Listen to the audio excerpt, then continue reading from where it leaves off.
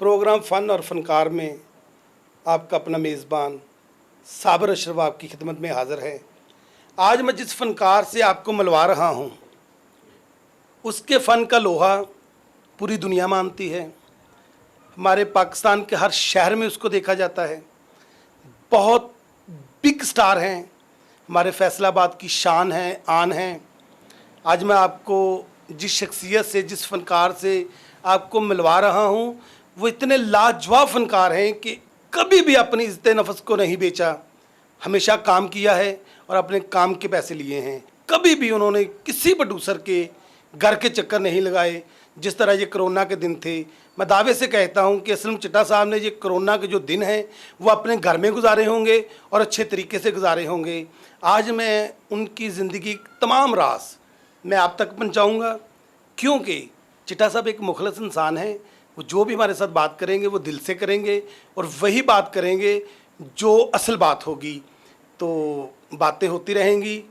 फ़न के शहज़ादे, फ़न के सुल्तान जनाब असलम चिट्टा साहब, अस्सलाम वालेकुम। वालेकुम सलाम जी। जी चिट्टा साहब, कैसी तबीयत है आपकी? अल्लाह पाक का शुक्र है, रहमतें हैं मेरे आका अलैहिस्सलाम की। तो सबसे पहले मैं आपसे ये पूछना चाहता हूँ कि आपको शोबिज़ से रिलेटेड हुए कितना अरसा हो गया है? 98 से मैं इस फील्ड से मुंसलिक हूँ। वो जो लोग मुझे इस फील्ड में लेकर आए, मैं तो कैलीग्राफी करता था। इससे पहले पहलवानी का शौक़ था। मेरे वाला साहब पहलवान थे, उसके वाला साहब पहलवान थे। तो मेरे तो ख्याल में भी नहीं था कि ये आर्टिस्ट भी होता है। तो मियाँ एजाज़ नासिर साहब, अल्लाह पाक उनके दर्जात बुलंद करे, मुश्ताक साथी साहब, वो जहाँ मैं काम करता था कैलीग्राफी का, वो मेरे पास आए, मुझसे कहने लगे बेटा आप ये काम है आप कर लोगे? मैंने कहा सर कौन सा काम? ये ड्रामे जो चल रहे हैं स्टेज। मैंने कहा मुझे क्या पता है स्टेज ड्रामे का, मैं एक्टर थोड़ी हूँ, मैं तो कैलीग्राफर हूँ, मुझे कलम से इश्क है। जितना अपनी माँ से इश्क है इतना ही कलम से है, इतना ही मोहम्मद वाले मोहम्मद से है। तो मुझे तो नहीं पता ये क्या है। वो मुझे ले गए कचहरी बाज़ार, वहाँ ड्रामे की रिहर्सल हो रही थी। मुझसे कहने लगे आपने ये करना है, ये करना है। मैंने कहा तो ये कैसे करूँगा? वो मुझे गाइड करते गए और मैं फिर आहिस्ता आहिस्ता शौक़ होता गया। तो आज इतना अरसा गुज़रने के बाद पता चला कि फ़नकार और फ़कीर पैदा किए जाते हैं, बनाए नहीं जाते। ये माँ के शिकम से ही आते हैं फ़नकार। ये किसी को धोखा नहीं देते, दो नंबरिंग नहीं करते और किसी का बुरा नहीं सोचते। फ़नकार फ़कीर अच्छा पैगाम देने वाले हैं। तो मैं इस फील्ड में जो देख रहा हूँ, जो कर रहा हूँ, मैं अल्हम्दुलिल्लाह मुतमिन हूँ। असलम साहब, मैं आपसे ये पूछना चाहता हूँ कि माशाल्लाह आपने काफ़ी अरसा दिया इस फील्ड को, ये शोबिज़ की फील्ड को आपने इतना वक़्त दिया, इतना कुछ किया आपने, तो आया कि इस फील्ड ने आपको क्या दिया? इस फील्ड ने मुझे सब्र दिया। इतना सब्र दिया कि अचानक लोग मुझे साबिर कहने लग गए। आप तो साबिर अशरफ है ना, अच्छे साबिर हैं, बड़े साबिर हैं, मुझे भी साबिर कहते हैं। मैंने सब्र इतना किया। मसलन मैं आपकी बात को फॉलो नहीं कर सका, सब्र से मुराद आपकी? मैं जो सोचकर इस फील्ड में आया वो मुझे नज़र नहीं आया। फ़नकार तो फ़नकार होता है, ये कॉपी करना, ये नकलें उतारना, ये जुमलाबाजी, ये आर्ट में तो नहीं आता। आर्ट किसी और चीज़ का नाम है। यहाँ वो जुमलाबाजी बोलते हैं, जो ज़्यादा जुगते करे उसे कहते हैं क्या बात है यार। मैं ऐसा काम मैं नहीं पसंद करता। मैं कहता हूँ रिएक्ट एक्ट। फ़नकार उसे कहते हैं जो आपकी बात को रिएक्ट दे, एक्ट करें, उसे एक्टर कहते हैं। तो चिट्टा साहब, आपकी नज़र में जिस तरह के आप फ़नकार हैं, आप किस फ़नकार को लाइक करते हैं? वो इस दुनिया में तो नहीं है, लेकिन वो मेरे दिल में है। मोइन अख्तर साहब, मैं उसका फॉलोअर हूँ। वो वेरी टैलेंटेड कलाकार मोइन अख्तर साहब। तो कोई जुमला मोइन अख्तर साहब का जो आपको याद हो, जो आपको बहुत अच्छा लगता हो उनके मुंह से, तो वो नाजरीन के लिए शेयर करें। मैं उनके लिए एक बात करूँगा। वो हमारे प्यारे भाई आशिक कांग साहब, वो वकील हैं हाई कोर्ट के, वो मेरे भाई हैं। वो लिखते हैं, पंजाबी का कलाम है, शायद कदे पनाह दी लोड़ पै जाए, शायद किते शायद कदे पनाह दी लोड़ पै जाए, इन्हां खस्ता दीवारां नाल सांझ रखी, की अतबार है यारां ते मौसमां दा, नाल नाल अगियारां नाल सांझ रखी, मेल जोल अताइयां ना रख पावें, नाल नाल फनकारां नाल सांझ रखी, आशिक खिज़ां च फुल्लां ने लभना नहीं, खिज़ां वास्ते खारां नाल सांझ रखी। सुभान अल्लाह, क्या बात है जी। ये आपको आगे आगे बहुत कुछ मिलेगा। ये असलम चिट्टा साहब एक दरिया है, समुंदर है। ये फ़न का वो समुंदर है जो कभी खुश्क नहीं होगा। मैं आपके इस प्रोग्राम में ऐसी ऐसी बातें, ऐसे ऐसे राज असलम चिट्टा साहब के जो सीने में दफन हैं, आज उसको अफशा करेंगे और आप लोगों के सामने लाएंगे। और आइए पूछते हैं, जानते हैं उनसे कि उन्होंने ज़िंदगी में सबसे पहला प्ले कब किया। जी, पहला प्ले मैंने किया है 89 में। 89 में, यानी कि 1999। ये हो गए आपको 31 साल। आपने 31 साल फ़न की खिदमत की है। क्या बात है, 31 साल, ये एक अरसा है। और आइए जानते हैं, उसी सवाल की तरफ चलते हैं कि 31 साल पहले किस स्टेज पर पहली बार कदम रखा था। इकबाल स्टेडियम का वो था स्टेज, मियाँ एजाज नासिर साहब, मुश्ताक साथी साहब का ड्रामा था, गोरी धरती काले लोग। तो उसमें चंगीला साहब थे, वो भी इस दुनिया में नहीं है, अच्छे कलाकार थे, वो बहुत प्यारे लोग थे। तो चिट्टा साहब, आपकी ज़िंदगी का कोई ऐसा वाक़या जिसको आप ये 31 साल गुजर जाने के बाद भी आप अभी तक नहीं भूले। कोई ऐसा वाक़या नहीं है जो मैं भूल जाऊं, याद रखूं। बस जैसी भी गुजर रही है माशाल्लाह अल्हम्दुलिल्लाह मैं मुतमिन हूँ।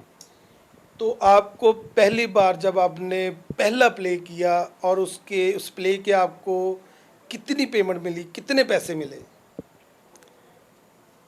ये लोगों ने मजाक उड़ाना है कि इतने पैसे आपने कहाँ से लिए। पहले ड्रामे के मुझे मिले थे 5 रुपये। 5 रुपए 5 रुपये लिए थे मैंने फर्स्ट प्ले के। जी। तो आजकल माशाल्लाह कितनी पेमेंट है। आजकल पेमेंट वो कोरोना खा गया साला सारी। कोरोना से पहले वो मेरी औकात नहीं है इतनी जितना अल्लाह पाक ने मुझे नवाजा है। ये मैं पेमेंट की शोहरत तो नहीं चाहता, बस गुजर हो रहा है, अच्छा हो रहा है। फिर भी जिस तरह आपने 5 रुपए का बताया, तो मैं चाहता हूं कि इन 31 सालों में आपने पहला प्ले 5 में किया और 31 साल बाद आप कितनी पेमेंट अपने फ़न की ले रहे हैं, ये मैं चाहता हूं कि मुझे भी पता चले और देखने वालों को भी चले। ये पाकिस्तान है, ये पाकिस्तान का बॉर्डर क्रॉस करें तो आप बहुत बड़े कलाकार हैं। पाकिस्तान में फ़नकार की इज्जत कोई नहीं है। मैंने वक्त तो दे दिया पाकिस्तान को, लेकिन पाकिस्तान में कलाकार की इज्जत नहीं है। कलाकार को कंजर कहा जाता है।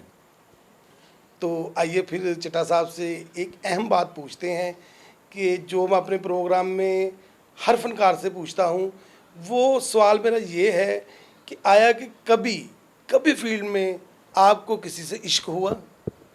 जी इश्क हुआ। जी जी, किससे। अपने रोल से। कि होता है ना, जैसे फील्ड में पेयर बनते हैं, शादियां होती हैं, कभी कोई ज़िंदगी में ऐसा मोड़ आया हो कि कोई फीमेल आपको अच्छी लगी हो या आप किसी को अच्छे लगे हो। पता नहीं आप मेरी बात आपकी समझ में आए या ना, वल्ला मैं लोगों को पसंद आता हूँ, ये बात कन्फर्म है अल्हम्दुलिल्लाह। लेकिन वो जो चल रहा है सरकट ज़माने का, दुनियावी इश्क ज़रूरी है, लेकिन मुझे ये सबक मिला नहीं है घर से। मैंने अल्लाह और उसके रसूल से इश्क किया है तो मुझे कल मता हो गया, मैंने 3-4 मरतबा कुरान पाक लिखा। माशाअल्लाह। ये मुझे शर्फ हासिल है, यही मेरा इश्क है, यही प्यार है, यही सब कुछ है। आप देख रहे हैं कि ये भी एक पहलू है। चिट्टा साहब फनकार होने के साथ साथ बहुत अच्छे खिताबत भी करते हैं। नादे अली अपने हाथ से लिखते हैं और लोगों को गिफ्ट करते हैं। जैसा कि आपने सुना कि असलम चिट्टा साहब जिस तरह बहुत अच्छे फ़नकार हैं, उसी तरह कैलीग्राफी भी बहुत अच्छी करते हैं, बहुत खूबसूरत करते हैं। आइए उनसे जानते हैं कि ये शौक़ कब और कैसे हुआ। हमारे मोहल्ले में एक पेंटर था, वो बोर्ड लिखता था ये मिलन सोप साबन के। तो मुझे उसे देखकर शौक़ पैदा हुआ। फिर मैं लिखने का मुझे इश्तियाक हुआ। लिखते लिखते फिर वो मेरा इश्क बन गया। फिर कलम और मैं लिखते लिखते मेरा जो फिंगर का सिलसिला है वो टेढ़ा हो गया। तो आज भी मैं अल्हम्दुलिल्लाह लिखता रहता हूँ। आपकी कैलीग्राफी की बहुत शोहरत है फैसलाबाद में, और आपने जिन लोगों को भी कुछ तोहफ़े तोहफे दिए हैं कि उन लोगों के लिए कोई मैसेज आप देना चाहें तो आप दे सकते हैं। मैं कहता हूँ ये दुनिया जो है ये सारा कुछ झूठ है, इसमें सच्चाई नहीं है। सच्चाई क्या है कि आपके दिल में अगर किसी का एहसास है तो आप अच्छे इंसान हैं, अदरवाइज़ जानवर से भी बदतर हैं। असलम चिट्टा साहब, एक और पहलू है जिसको मैं छेड़ना चाहता हूँ। मुझे पता चला कि आप बहुत अच्छे सिंगर भी हैं, बहुत अच्छा गुनगुना भी लेते हैं।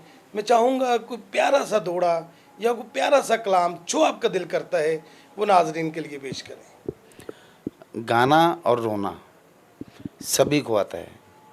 ये बात किसी ने झूठ फैलाई हुई है कि गाना सिर्फ मिरासी गाते हैं। मसूद राना साहब, इब्रारुल हक साहब और ऐसे कितने गुलूकार हैं जिनका ताल्लुक़ मिरासियत से नहीं है, वो अतायुल मुस्लिमीन है। गाना और रोना सभी को आता है।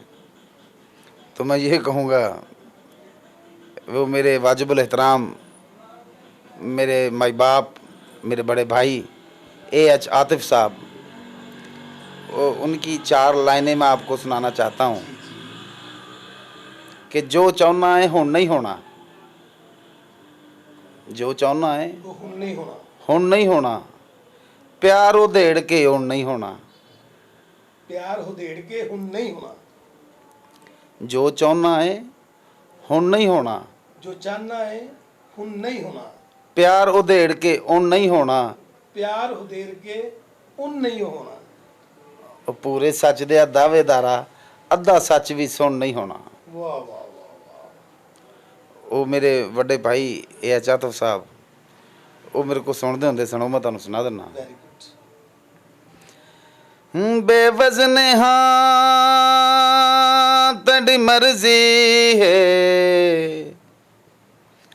भावें पा चुपा भावें शेर चुपा, पाचन दी चिट्टी चाननी विच भावें रात दे गुप हनेर चुपा, पा दुश्मन दी कहीं फौत गीते,